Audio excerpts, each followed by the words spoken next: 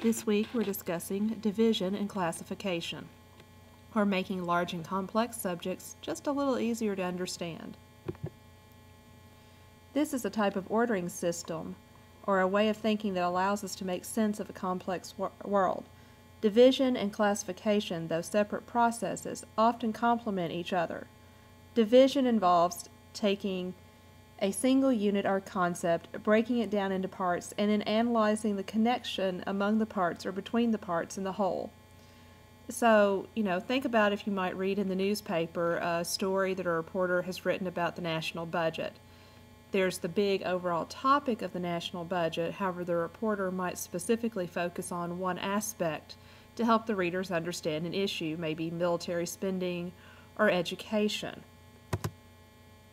On the other hand, classification groups subjects together to make the information easier to understand for the reader. Without the order, information simply becomes jumbled and overwhelming.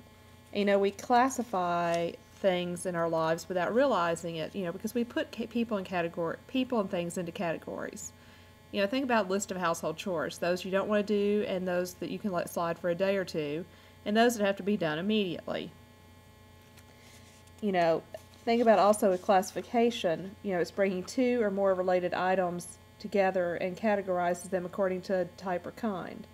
For instance, if the disorganized supermarket that we could describe could be restructured, the clerks would have to classify the separate items arriving at the store.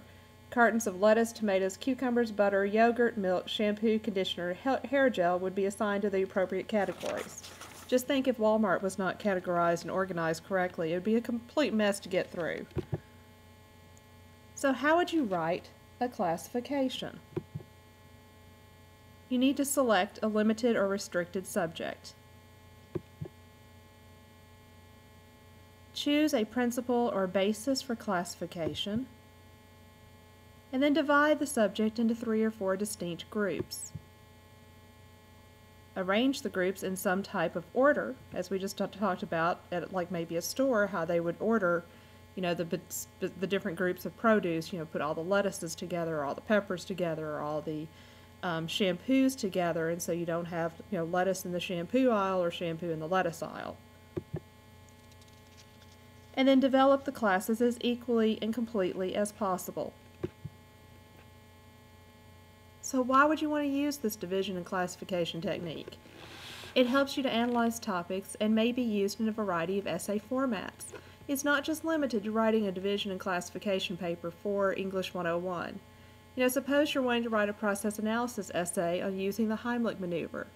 You could divide the process into steps and then show the readers the steps of the Heimlich maneuver. It's a very good tool to use to kind of break down some complex subjects and help readers understand a little bit better. So when you want to put the pen to paper, what should you do? First, you pre-write. We all do that. You have to sit down and organize your thoughts just as you have for other essays. Maybe write an essay map, do clustering, whatever your creative process is to start the writing process.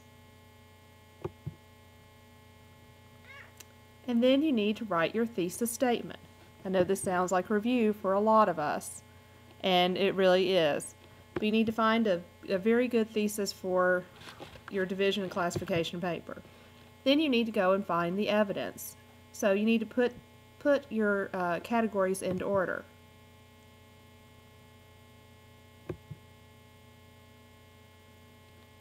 Organize your facts. If you're using division, you will want to identify the concept and break it down into smaller units or parts. If you're using classification, you'll want to identify a list of items and then group them by similarities.